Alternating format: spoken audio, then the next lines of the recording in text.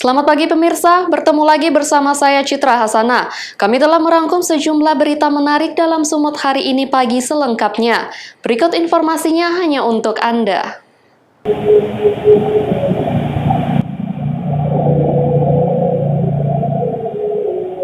Beginilah hasil rekaman kamera pengawas milik korban yang menjadi petunjuk awal pihak kepolisian mengungkap kasus curanmor yang terjadi di Rantau Perapat, Labuhan Batu, Sumatera Utara pada tanggal 19 Februari 2022 lalu.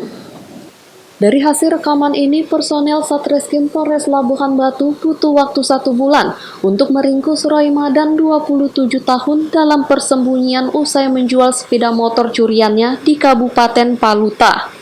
Kanit Bidum Satreskrim Polres Labuhan Batu Ibda Sarwedi Manurung menjelaskan dari hasil interogasi tersangka RM dalam melakukan aksi kejahatannya dilakukan bersama Wendy Haryadi. Rekannya WH sebelumnya telah diringkus dalam kasus pembunuhan terhadap seorang janda yang terjadi di Silang Pitang, Labuhan Batu Selatan pada akhir bulan lalu. Selain tersangka, pihaknya juga menyita sepeda motor tanpa nomor polisi, 1 buah plastis dan 2 buah fotokopi BPKB. Di sini kita mengamankan tersangka Roy Madan alias Madan dan Wendy Haryadi, Wendy alias WH yang sebelumnya pada tanggal 29 Februari sudah kita amankan terdahulu dalam kasus pembunuhan. Kami akan menerangkan kronologi penangkapan ya. Kejadian pada tanggal 19 Februari 2022 ya, termonitor di CCTV bahwa ada seseorang yang berusaha mencuri sepeda motor. Kita kembangkan selama 1 bulan lebih, kita analisis CCTV, kita mengamankan tersangka Madan. Dari interogasi yang kita lakukan kepada Madan, kita tunjuk CCTV-nya, dia mengakui memang dia pelakunya. Dan barang bukti kita kejar sempat dijualnya ke Gunung Tua dan kita amankan barang buktinya. Dari hasil pengembangan kita tanya saudara Madan, dia ditemani oleh saudara Wendy. Saudara Wendy dulunya terlebih dahulu sudah kita amankan dalam kasus pembunuhan ibu yang di Silang Pitang. Kini para tersangka beserta barang bukti diamankan di Polres Labuhan Batu guna pemeriksaan lebih lanjut dan terancam minimal 5 tahun penjara dengan pasal 36 KUH Pidana. Sementara WH dikenakan pasal berlapis karena telah melakukan kasus pembunuhan. Ucok Sitorus melaporkan dari Labuhan Batu untuk Evarina TV. Informasi terkait terpergok pencuri mesin jahit, pelaku diamuk massa akan kami hadirkan sesaat lagi. Tetaplah bersama kami. Seorang pria pengangguran terpergok warga Jalan Sekata, Medan Barat saat hendak membawa kabur sebuah mesin jahit dari salah satu toko jahit. Warga yang melihat aksi pelaku sontak berteriak dan mengepung pelaku. Massa geram hendak menghakimi dan memukuli karena pelaku sudah berulang kali beraksi di lokasi tersebut. Salah seorang warga, Rizky Ramadan, mengatakan pelaku merupakan kambuhan yang kerap beraksi di sekitar wilayah itu. Diduga pelaku merupakan pecandu narkoba. Kejadiannya ini maling di Jalan Sekata, Patung Jahit, Pak Arma. Maling ini ditangkap sama masyarakat sini. Karena maling ini udah kambuhan, udah balik bermain di sini. Jadi maling ini di masalah karena ada geram. Terduga nih pelaku ini memakai narkoba. Polisi tiba dengan cepat di lokasi dan langsung mengamankan pelaku beserta barang bukti mesin jahit. Untuk mempertanggungjawabkan perbuatannya, pelaku terancam mendekam di teralis besi Polsek Medan Barat. Polisi kini masih mengejar penadah barang curian yang menjadi salah satu penyebab tingginya angka pencurian.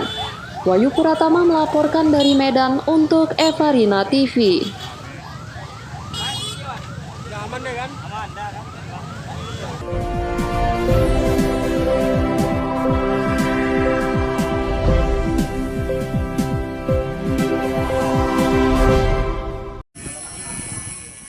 Beginilah aksi petugas pemadam kebakaran Kota Tanjung Balai saat membantu seorang pria bernama Suyono, warga Labuan Batu, untuk melepaskan bearing atau lahar motor yang dijadikannya cincin. Cincin yang sudah 1 bulan di jarinya kini tak bisa dikeluarkan dari jemarinya lantaran sudah mengalami pembengkakan. Sementara untuk melepaskan lahar motor agar tidak merasakan sakit, petugas terpaksa membius tangannya. Tidak hanya itu, petugas harus berekstra hati-hati saat memotong dengan menggunakan gerenda kecil dengan dilapisi baja. Cincin baru bisa dilepas di jarinya dalam waktu 10 menit dan langsung memberikan pengobatan agar tidak terjadi infeksi. Korban ini mempunyai keterbelakangan mental sehingga semua apa yang ada kegiatan sehari-hari itu dimasuk-masukkan menurut pengakuan adik korban. Jadi ini lahar ini dimasukkan ke jarinya sekitar sudah 1 bulan, tapi tak diketahui tanpa ada yang mengetahui, sehingga terjadi infeksi di jarinya yang mengakibatkan si korban demam. Dari itu adik korban baru merespon melihat bahwasanya sudah ada cincin lahar itu yang masuk ke jarinya, tapi tidak bisa dibuka karena jari sudah membengkak. Kejadian kesulitan melepaskan cincin atau benda di jari sudah sering terjadi. Petugas menghimbau agar warga tidak ragu mendatangi petugas damkar jika terjadi hal serupa. Wanda Pratama melaporkan dari Tanjung Balai untuk Evarina TV.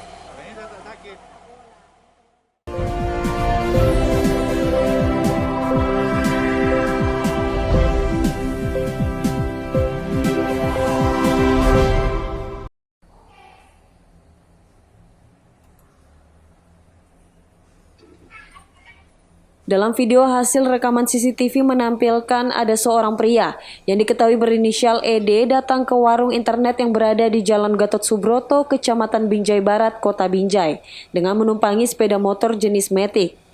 ED kemudian masuk ke dalam warnet menemui temannya berinisial RI. Keduanya pun kembali keluar dan ED menyerahkan kotak rokok yang diduga berisi narkoba jenis sabu. Sebelum ED menyerahkan kotak rokok tersebut, terlihat arah pandangannya mengarah ke kiri yang diduga memberi kode kepada polisi untuk merapat. ED kemudian menyerahkan kotak rokok tersebut kepada RI. Berselang beberapa detik, 2 anggota tugas luar Satres Narkoba Polres Binjai pun tiba di lokasi dan langsung menangkap RI. Namun ED yang masih berdampingan dengan RI tidak ditangkap, karenanya penangkapan terhadap RI diduga tidak sesuai SOP. Bahkan ED pergi meninggalkan 2 anggota polisi dan RI begitu saja. Rekaman CCTV tersebut kemudian viral di tengah masyarakat. Muncul dugaan ED adalah kibus dari anggota polisi tersebut. Kasatres Narkoba Polres Binjai AKP Firman Immanuel Paranginangin membantah kabar tersebut. Polisi menyebutkan penangkapan itu sudah sesuai prosedur. Kalau jebakan menurut saya, sependapat saya nanti saya mohon maaf ya. Kalau jebakan itu apa yang mau dijebak, ya artinya ya kita kan nggak mungkin orang barangnya pun 0, kok mesti dijebak, ya kan? Apa yang mau dijebak, apa yang mau didapat dari dia? Kenapa? Ini semua terkait dengan adanya laporan daripada salah satu kepala lurah ya, lurah di Binjai Barat, lurah Binjai Barat. Nah, tolong Pak dibantu dicek. Ya, dicek itu, kita cek, kita dalami lokasi tersebut ya, kita cek ya, yang ada di Jalan Gatot Subroto, seputaran Simpang Pertanian. Saat ini pihak kepolisian masih mengejar 1 pelaku lainnya yang diisukan sebagai kibus pihak Sat Narkoba Polres Binjai. Wahyu Pratama melaporkan dari Binjai untuk Evarina TV.